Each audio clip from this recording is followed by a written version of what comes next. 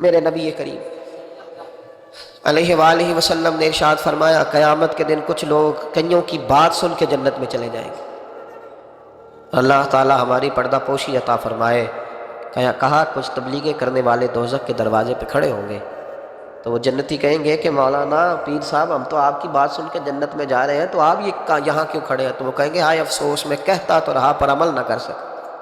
میں عمل اس سے مراد صرف ممبر میں بیٹھنے والا مولوی نہیں، اس سے ہر وہ شخص مراد ہے جو نصیحتیں تو بڑی کرتا ہے لیکن خود عمل وہ بہت بڑا الفاظ کا ذخیرہ رکھتا ہے پر عمل کے لیے 2 سجدے بھی صحیح طریقے سے دے سکتا، پھر وہ استغفار کرے، پھر وہ اللہ کی بارگاہ میں معافی مانگے، پھر وہ توبہ کرے، اس لیے کہ جو جتنا بڑا ہوتا تھا نا اس پہ خشیت بھی اتنی زیادہ طاری ہوتی، اس پر خشیت بھی اتنی جتنا حضرت عمر فاروق رضی اللہ تعالیٰ عنہ کو زخم لگ گیا، شدید زخم لگا، آپ آ گئے، بڑی زیادہ خون بہہ گیا ہے، بہت سارے صحابہ آپ کے گرد جمع ہو گئے، حضرت عبداللہ ابن مسعود بھی آ گئے تو جناب عمر رونے لگ گئے۔ اب تو رونا آتا ہی نہیں لوگوں کو۔ حضرت محی الدین ابن عربی کہا کرتے تھے جس کو پورا ہفتہ ہو گیا نا وہ طریقت کا مسافر بھی، جاگ رہے ہیں آپ حضرات؟ کہتے تھے جس کو پورا ہفتہ ہو گیا نا طریقت کا مسافر بھی ہے پر اللہ رسول کی یاد میں رویا نہیں۔ فرماتے تھے مجھے تو اس کے ایمان پر شک ہونے لگ گیا کہ 8 دن ہو گئے اسے خیال ہی نہیں آیا۔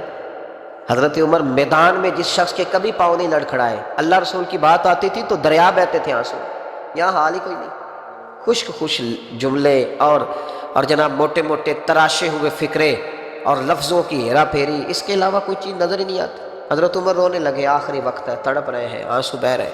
حضرت عبداللہ ابن مسعود آ گئے، انہوں نے کہا عمر تیری ہجرت بھی بڑی باکمال تھی، تیرا اسلام قبول کرنا بھی بڑا ہی باکمال تھا، حضور بھی تجھ سے ہمیشہ راضی رہے، عمر تو روتا کیوں ہے یار؟ بات تو یہ ہے کہ جب تو نے خلافت سنبھالی تو پھر تیرے طریقے بھی باکمال ہی تھے، اور جب تو میدان میں اترتا تھا پھر بھی تیرے معاملات باکمال تھے، اور جب تو مال غنیمت بانٹتا تھا پھر بھی تو باکمال، یار ہر موقع پہ تو باکمال تھا تو جاتے دفعہ روتا کیوں ہے؟ ان کا استغفار دیکھو، ان کی توبہ دیکھو۔ حضرت عمر پھر رو پڑے، کہنے لگے عبداللہ لوگوں کو میری نیکیوں کا پتہ ہے، گناہوں کا تو نہیں نا پتہ، وہ تو میں جانتا ہوں یا میرا مالک جانتا ہے نا، نیکیاں تو سب کے سامنے، پر من عالم کے من دانم جو اندر چھپے ہوئے گناہوں کے ڈھیر ہے وہ تو میں جانتا ہوں۔ کہا تو نے میرے کلمہ پڑھنے سے لے کر میری حکومت تک میری ساری نیکیاں گنوائی ہیں، اب دعا کر میرے لیے، کہ رب میری نیکیاں اور بدیاں برابر کر دے، مجھے درجہ نہیں چاہیے، بس اللہ مجھے معاف کر دے، درجوں کی ضرورت نہیں ہے۔ یہاں تو لوگ درجات لے کے بیٹھے، حافظ کہتا ہے کہ میں جتنے آیتیں ہوں گی اتنے میرے درجے بلند ہوں گے، پہلے درجوں والا کام تو کوئی کرنا۔ مولانا کہتے ہیں کہ نور کے ممبر پہ بیٹھوں گا، بھائی پہلے بتا نور کے ممبر کی طرف تیرا سفر بھی جاری ہے کہ نہیں؟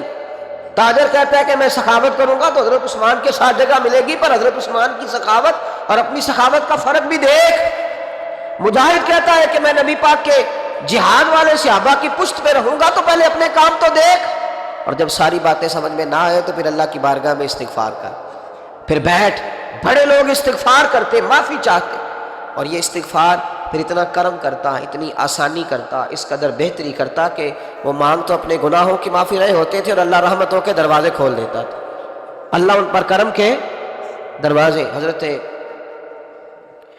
امام حسن کے پاس ایک شخص آیا، حضرت امیر معاویہ میں بیٹھے تھے، تو اس نے امام حسن سے آ کے کہا کہ حضور اولاد نہیں ہے، کوئی دعا کر دے۔ توجہ ہے میری بات پر؟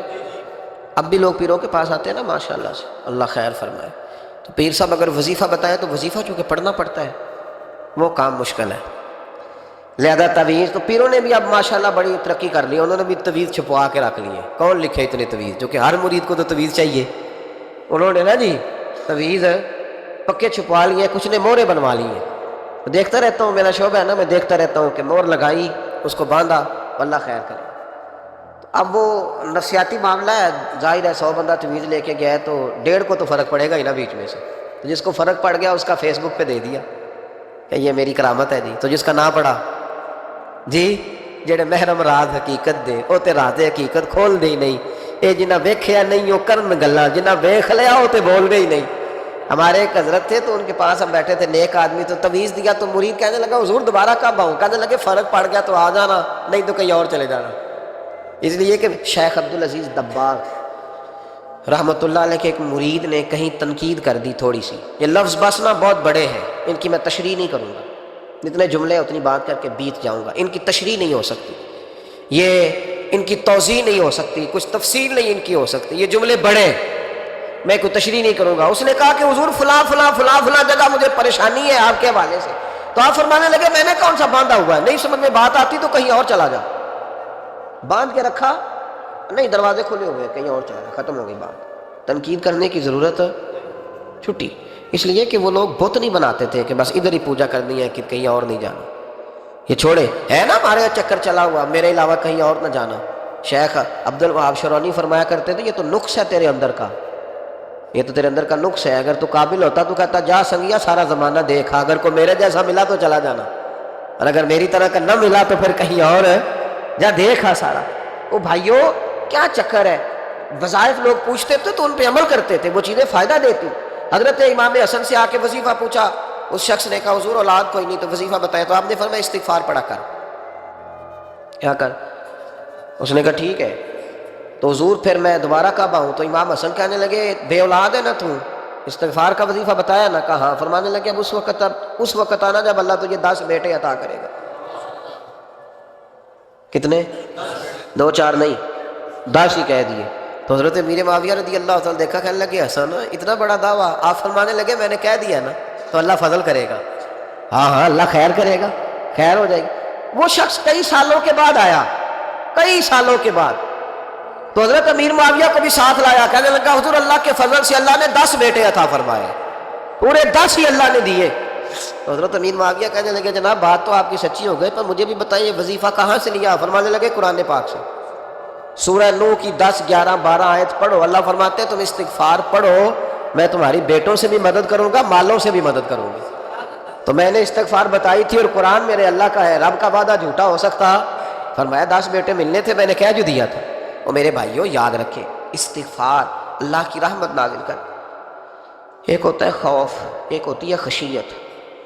خوف والے لوگ توبہ کرتے ہیں، خشیت والے استغفار کرتے ہیں. ایک ہوتا ہے خوف، ایک ہوتی ہے خشیت والے استغفار کرتے ہیں. نبی کریم علیہ السلام نے فرمایا میں دن میں 100 مرتبہ استغفار کرتا ہوں. دن میں توبہ والا کہتا ہے کہ میں بھول گیا